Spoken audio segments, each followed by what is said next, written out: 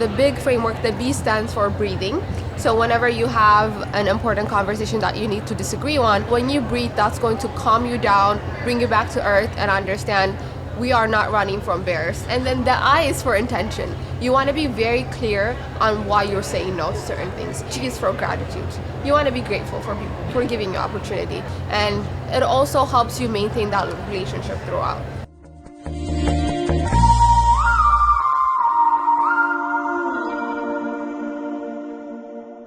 Hello and welcome to Diverse, a SWE podcast. I'm your host for this episode, Laurie Shuster. I'm the editor-in-chief of SWE Magazine. We're coming to you live from WE25, the Diverse podcast studio, and we're here at SWE's annual convention in New Orleans. The energy here is fantastic. Today I'm joined by two guests from Amazon Web Services, SWE Pillay and Sega Tefra. They are leading a session here at WE25 called Disagree and Commit, the strategic art of saying no. We'll be diving into how women engineers can say no in a professional setting, maintain their boundaries without apology, and communicate disagreements effectively. I'm really looking forward to this conversation. Welcome to Diverse. Thank you for having us. We're very excited. There's a lot of people walking around, so we get the energy from that. Yeah, this is my first SWE event, so I'm really happy to see all these amazing, beautiful, talented, smart women out here and connecting with them. It's an amazing feeling. Yeah, it is. Well, to start, could you share a little bit about yourselves and what your journey has been like since you decided to study STEM? How did the two of you meet and then decide to partner on this talk? SWE, let's start with you. Yes. Hello, everyone, or hi, listeners. My name is Srividya Pillay. I also go by Shri, and I'm a solutions architect based out of Washington, Seattle. And a little bit about myself is that I studied computational data science at Michigan State University, so I did my undergrad there, and I did not think I would become a solutions architect. I studied data, I took a bunch of coding classes, I learned the basics, and once I found the internship, I found out this role is something that I'm very passionate about, learning about the cloud, especially learning about how we can leverage generative AI and machine learning and how that can make us more productive in our workplaces. And I met Sega because we were both interns in New York City. So yeah, that was really a fun experience being able to live in a big city because I grew up in the South and like the suburbs. So it was really nice to explore and also find what I like to do and passionate about. So you've really been all over the country in your career. Yeah, I have, yes. Sega, you want to introduce yourself a little bit? Yeah, of course. So my name is Sega Tefra. I am a solutions architect based out of Austin, Texas. And as Shri mentioned, we were interns together. That's how we met. And I specifically work with financial service customers that are banks and mortgages. So I have experience in that. I went to school at Hope College, which is in Michigan. I studied business and computer science. And the reason I did that is because I didn't know what I wanted to major in. So both of them looked interesting, so I decided to do both. I didn't know about the essay role, as Shri mentioned, when I was doing my school. But once I found the internship, it was a perfect mix of business and tech. So I was able to enroll in this. And then the reason we decided to do this session was when we started out early in our careers, we had a hard time saying no. And we had to figure out a lot of stuff ourselves. So we thought, if we struggled, maybe there are some other women that can benefit from learning how to say no. So we wanted to put something together for people that are interested. For sure. Can you define solutions engineer for me? Yes, solutions architect. So we are customer-facing role. We're also technical. So we get a bunch of customers assigned to us at the beginning of the year, and we're their technical resource helping them architect their cloud infrastructure. And we do demos and POCs, and we help become their technical advisor. Okay, I see. Yeah. So that sort of liaison position between the customer Yes. and the back end, sort of. Yeah. Okay, thank you for that. I appreciate it. Well, let's dig into what inspired you to take on this subject in this session. You mentioned that earlier in your career, you kind of had trouble saying no to stuff. I think that's a pretty common experience, especially early in your career. So was there a particular moment or situation that made you think, okay, we need to start talking about this a little bit more? Yeah, so starting out, I had a lot of imposter syndrome. So I was like, I don't deserve to be here. Even though I did all the work, I always were in my head saying, okay, I have to do everything I can to prove myself that I'm worthy of this position. So what happened was when you're trying to do everything, you're inevitably gonna burn out. So I was saying yes to every project, I was getting every cert, but then after burning out, I went to a mentor of mine and I told her, I don't know what I'm doing, I'm always tired, like I'm not getting enough sleep. And her advice was I need to back up and really understand what's important in my career and focus on those things instead of trying to do everything and prove myself, because I already got the position, I already deserve to be there. Now I need to learn on how to progress. So what I tried to do was every quarter I would make my own goals. So on Q1 I want to work on these skills. Okay, so to work on, for example, public speaking, what is going to help me? SWE podcast. So I try to apply for programs like that and help advance my own skills instead of doing everything and not being specific enough in certain areas. Wow, that makes a lot of sense. Yeah. Shri, were you that focused on goal setting as Yeah. well?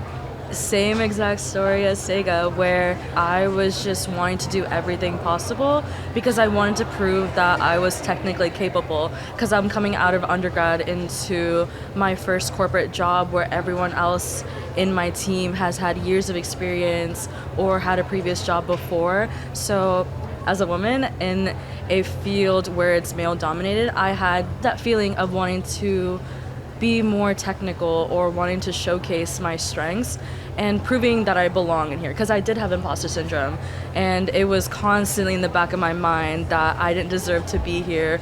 So because I wanted to prove myself, I did everything possible. Whatever opportunity that was given to me by my teammates or managers or anything else, I would say yes to. Yeah. So I was doing numerous types of projects, working on blogs, studying for certifications, and that led me to having back-to-back meetings. I would be going from 9 a.m. to 5 p.m. just doing one meeting to the next meeting, and it really drained me. After the first couple of months, I was like, wow, this is a lot of work, because I would have to work after hours to catch up on emails or doing admin tasks, and that was just a lot to do for someone who is just learning and trying Absolutely. to understand the workplace and trying to find something that I like to do and be passionate about.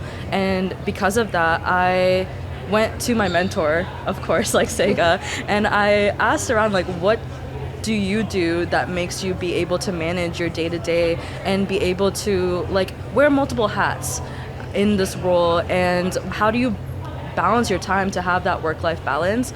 And she mentioned the technique of blocking your calendar and color coding. Changed my life. So I now have my entire calendar blocked out every single day, where from my 9 to 10 I'm studying or training for certifications. From 3 to 5 p.m. I'm using that time to work on sending out emails or doing admin tasks, and each of those activities have different colors that show the significance or importance of that call. So if I'm looking at on my phone or looking at a quick glance, I can see, I can prioritize the red more than something that's in a lighter Sure. color. So that's helped me a lot, being able to be more organized and seeing what I should be putting myself into, putting more effort into, and saying no to things I don't need to be there Right. or don't need to put that much effort into. Right. I think when we're new in our careers and we're offered any kind of opportunity, we just want to say yes. Yeah. Because we just want to do everything we possibly can and show that we're a team player. We're willing to do, just about anything, and it's easy to get overwhelmed. Yeah. And you touch on a good point about meetings, too. Back-to-back meetings, people don't realize when you're doing that, you don't have time to get your actual work done. I mean, there you were at night. That's just crazy. Yeah. Well, I love the color coding option. Are there other challenges that women engineers face in their early careers when it comes to speaking up and disagreeing with the others who are in the room? Yeah. In my early career and from women I have mentored at work and outside of work, I noticed that so many of us have a fear or difficulty in speaking up in larger team settings. Like, it's easy to talk to like a peer or your manager in a one-on-one setting, but when it comes to having multiple people in a room, it's hard for you to voice your opinion and your viewpoints, or even disagree with someone's point. And it's something that a lot of people face, not just women. It's Absolutely. just, especially when you're in an early career, because you don't want to do the wrong thing or step on someone's foot, or you just don't want to be that bad person.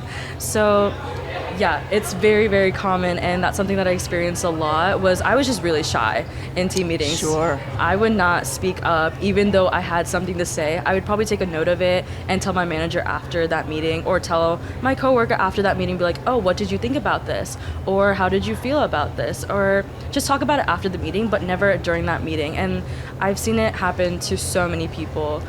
It's very common. Yeah. Did you find that technique of talking to somebody afterwards was in some ways helpful, because at least one other person knew what you wanted to say, and were they encouraging you to Yes. like, hey, next time speak up? Yes, actually, one of the things that happened was I went to my manager after the meeting, and I was just asking questions about the specific project that we were working on. And my manager was like, you should have asked that question during the team meeting, because you're not the only one that probably has that question. Right. And asking during the team meeting would have been validating for other people too, because they probably had that same question, or they had same concerns. So he told me after that meeting was, you should speak up more in the meetings, either asking one or two questions during that meeting and trying to figure out if anyone else has solutions to the problem that you're having. Right. And it's good to collaborate in teaming, because that's what they're designated for. Sure. Yep. Say, are there any tips or tricks that you have, or other experiences you've had that have shaped your, interest in helping others to say no when they need to? Yeah, so I also was mentoring a lot of girls early on their career. And what I noticed was they downplay themselves a lot. And what we don't really understand is, if you downplay yourself and then the rest of the world downplays you, it's then all downplaying. So what you want to do is positive reaffirmation. This morning we went to the keynote, and Dr. Ruth, she was mentioning how you need to change negative things that come to your head into positive affirmation. So how that helps is, so for example, if I mess up on something, instead of thinking, oh my god, I failed, this is the end of the world, I can change that and say, okay, these are the things that I'm weak on, and these are the things that I've learned, and then move on to the next task instead of dwelling on that. So that was a really good tip that I learned from today. And then also, a lot of women tend to get interrupted when they're talking. Yeah, so I think I faced that a lot in my early career, and that's not because of like people's bad intention or anything. It's because like when I talk, I usually might not tend to be loud. I might be a little bit quiet, and people think I'm done, so they speak. So instead of me just letting you go, I am practicing some techniques. I'm still a work in progress. Sure. So Aren't we all? yeah, what I'm trying to do is speak a little bit louder in meetings, and then also if someone has interrupted me, I will mention them by their first name and say, hey Mike, thanks for expanding on my idea, and these are the points that I'm taking. Or if I feel like someone is not taking my experience seriously, I can say, based on my experience working with X, Y, and Z company, this is what I've seen, and this is why I think this is important for this specific topic. So those things have been very helpful that I'm trying to practice every day. What I really like about the techniques you mentioned is they are positive for everyone. So you're not just saying, hey Mike, you interrupted me. You're saying, hey Mike, thanks for expanding on that idea. Here's what else I was thinking of. So it doesn't put anybody off, and it allows you to come through with confidence. I guess I'd like to know too if you have a favorite or effective go-to phrase that you use when you're interrupted or dismissed in general. Shreya, do you have any thoughts on that? Yeah, similar to what Sega says, it's really hard in the world of Zoom and Chime or any other software where we are on meetings online. It is hard when we don't have our cameras on, where we can't see the body language, or we can't see if someone's done speaking. And a lot of people tend to get interrupted, or it's difficult to know when someone is speaking or they're done speaking. So one of the common phrases I like to say is, let me finish speaking my point, or to continue on with what I was saying earlier. And those are really good phrases. And I also like how you said, thank you for making your point. I will be using that from now on. Yeah. Yeah. Sega, did you have any other additional thoughts on that? Yeah, so I think I also want to share about the big framework. This is what is one of the concepts we talk about in our presentation. So the big framework, the B stands for breathing. So whenever you have an important conversation that you need to disagree on, what breathing does is there's so many things going in our head that you make things bigger deal than they actually are. So when you breathe, that's going to calm you down, bring you back to earth, and understand we are not running from bears, so this is really not that deep, right?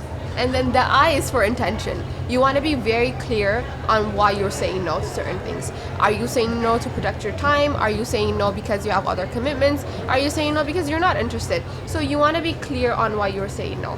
And you also want to support that with data. So if she asks me to work on a project and I don't have the time for it, instead of saying, hey Shri, I don't have time to work on this, I can reword it and say, thank you, Shri, for thinking of me for this opportunity. Based on my current projects on X, Y, and Z, I won't have enough time to give it quality work for what you're asking me. But I can recommend Brianne, who has relevant experience in this area. So I'm providing solution. I'm also giving her data why I'm saying no instead of just closing it out. And then the G is for gratitude. You want to be grateful for people for giving you opportunity. They think that you're worthy of this opportunity for talking to you, and it also helps you maintain that relationship throughout. I think that's a great technique, and what I also like about it is that you're lifting up somebody else as well by saying, I don't have the time to do it right now, but let me tell you about this other person. And I liked your point about breathing as well. I think people don't realize we tend to breathe very shallowly, and it's those deep breaths that will really calm you down. So I think that's a really good way to start.